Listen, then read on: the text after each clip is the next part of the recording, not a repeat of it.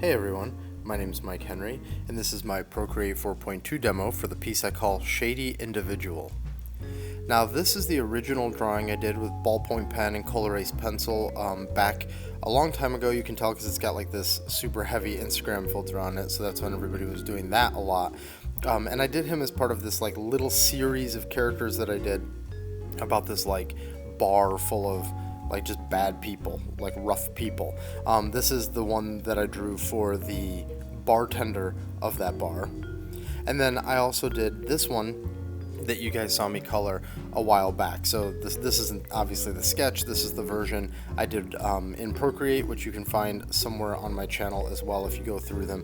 Honestly, I don't even remember what that one was called, but point is that the one we're going to look at today is from that series of characters. There's actually one more character too. I might get to her eventually. I just couldn't find her picture real quick in time to record this video, so but I will. So I thought, hey, I've already done the one guy and I've always kind of liked these four characters. Let's paint him up, let's do something with him. So of course, as with all of the other stuff recently, this is done with the turpentine brush. Overall, I wanted to go for a more desaturated image, not completely black and white, as you can see from the tone of the skin that we've got going right there. And then I wanted to change up some of the lighting, so there's going to be like a red key light with like a greenish shadow happening, like a greenish bluish shadow, mostly green, less blue. So now let's start talking about the layer stack. You can see from here that I decided that the hair was going to be behind the skin. You can tell that because of the fact that I left it unscribbled. There's no mess where the hair would be because the hair is going to go behind it. So you can start hypothesizing that my stack will be like the face, and then underneath that the hair, and then underneath that the skin. You can see me there laying the skin from his neck and his body down right there. Then on top of the neck and arm skin and all that, basically the non-face skin, there's going to be his shirt, which will be between the head and the body, and then the hair, because that has to be behind the face, but it can technically, I believe, on this one be even behind the skin, but I probably put it in front of the skin so I can pull like the back of his hair where it comes down your neck a little bit down. So now we're filling in the shirt. So then if that's that stack, then there's not much left for this particular piece. So we've got eyes, eyebrows, mustache. That's really then all that's left as far as the main flats go. Then we'll add just a little bit of embellishment, like putting some of the blush on his nose and his ears, putting a little bit of 5 o'clock shadow, putting some darkening around the eyes, and that's it. So this one's really simple, especially going with the desaturated thing, not going with too crazy of a lighting scheme. As you can see in the line art, there was already a heavy shadow in this one, so I just decided to ride that shadow throughout the entire piece. Just take what I had originally done and go with it. I have in the past changed my light source when I was in the middle of coloring something that already had a light source in the line art, and it can just kind of be a pain in the ass. It's not the biggest nightmare, but it's just one of those things where if I'm sitting down for fun, I might as well go with some of the lighting that I already worked out. And then the spit glob, that doesn't interact with any other part, so that can go anywhere in the layer stack. I'm pretty sure I just sort of saved it towards the end because I knew that little thing was going to be just easy. So just throwing it in right there is like a reference point, and then coming back to it later to really make it fancy. So now here's my shadow. As I said before, it sits in like a green-blue, mostly green range. And this on this piece, I'm starting with the cast shadow first, the sort of like direct light shadow, in order to really just bang out that blocking that's happening in this one. It's definitely not inspired directly by something like Mike Mignola, but it's definitely in the same vein with having these like just big sheets of shadow going across him. I mean, this character and the other characters were sort of a more hardcore take on like a noir vibe, and which I've always really liked. I've always read noir crime novels and watched those movies and things like that, so it's just something that I just really dig. So that was the spirit behind this one. I captured that a little bit in the other guy, the guy that I showed at the beginning, who was colored in Procreate. But since I decided to take him a little bit fantastical by giving him like that bluish skin with those scars, which he did not have in his original drawing, it sort of pulled him away from the noir and took him a little bit more over to almost like a psychobilly or horrorbilly type place. Which is also super cool, and I love that as well. But it definitely made it so that those two characters, at least a little bit less than they did before, fit in the same world. Now they're almost in two different genres. Of course, that can always be mitigated and altered and all that, but I mean, it's not like I'm going to be building a huge graphic novel or movie off of these characters. They're just more of a fun exercise. Which, by the way, I get a lot of questions about character design and character design principles, and also sort of just how to do it for a living. As far as principles and design methodology goes, I'm not going to cover that right now, but I'd like to. That's part of what's going to be in the Link video. Link from Zelda, sorry, not Link like linked below or anything. And we'll get to that. But one of the things that I want to point out that's a really great exercise for you to do, and a lot of people who are interested in character design sort of already naturally do this, is to create sort of like these small worlds, almost like you're building like a little pitch pack, and like you're going to be pitching a show, but without necessarily the intention to do so, although I would always try to deliver it at a high quality if I were you, just so that you could theoretically pitch it if you wanted to. But the idea there is that you're building characters that have to be cohesive with each other, and they have to exist in a world that you have theoretically made up rules for, and then that makes it so that everything like visual language and what their outfit is and the tools that they have on them, their attitude, if the world is particularly harsh, it has an impact on the character.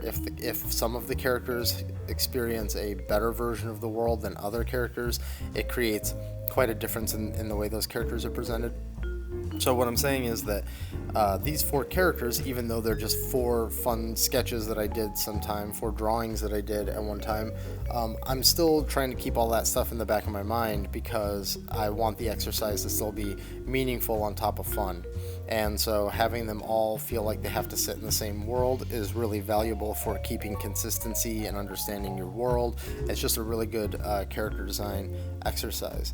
A lot of people ask how I got into mainly being a character design artist, and the truth is I just did what I just described since like first grade. I was huge into doing packs that had all the characters and their stats and had like their world that they lived in, and I would write about them and do these character designs and stuff, and that's just what I've always loved. So even though when I was younger I thought that like my main route was going to be to become a comic book artist, as I was like entering college and sort of, you know, getting out of college and all that kind of stuff, it felt like character design and concept art was actually more truly in line with what I wanted to do professionally, and that's how I ended up getting into video games. Primarily video games. I've done other stuff too, but like 90% or more of my work has been in video games. So I haven't really been talking about the techniques that I'm employing here because they're very similar to the past few.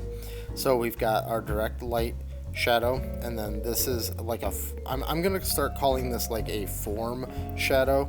There's going to be a bunch of art people who really pay attention to art techniques that are going to say that that's like the dumbest thing ever.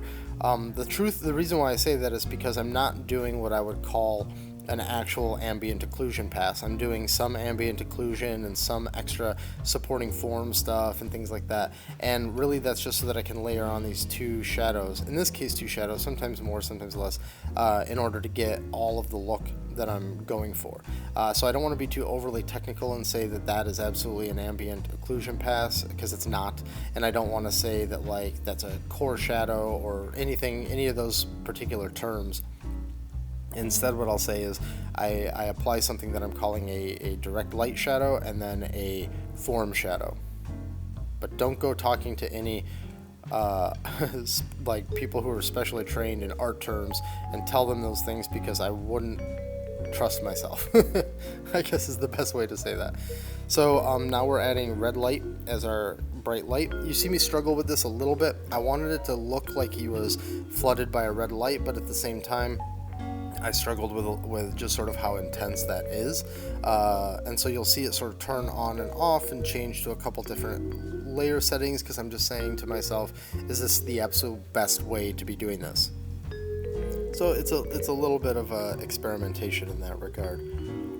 I can say that I've probably only ever used like a greenish blue shadow like a couple times ever, because it's just a rarer lighting scheme, so I just don't use it that often.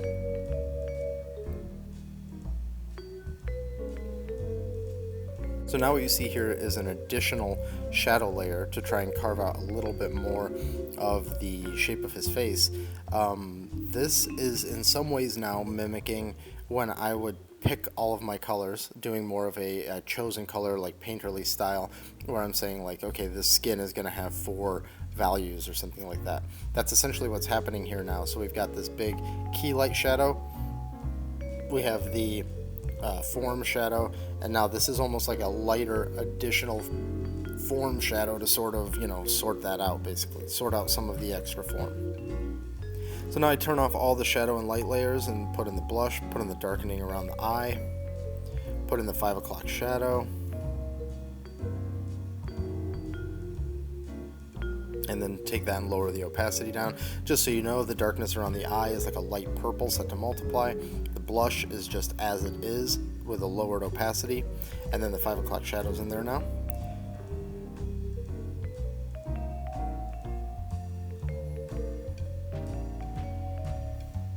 There are 2 crows like fighting on my back porch right now, and it just distracted me. I apologize for that. Okay, so the point we're at here is we're just cleaning up some of the hair at the top. There's just some little details to adjust. And now we're going to turn on that 3rd shadow layer again and just clean it up, because I sort of blocked it in to see if that was going to work for me. And now we're going to turn it back on and actually make sure that it follows the eyelid properly and the jawline and the cheek line, all that kind of stuff properly.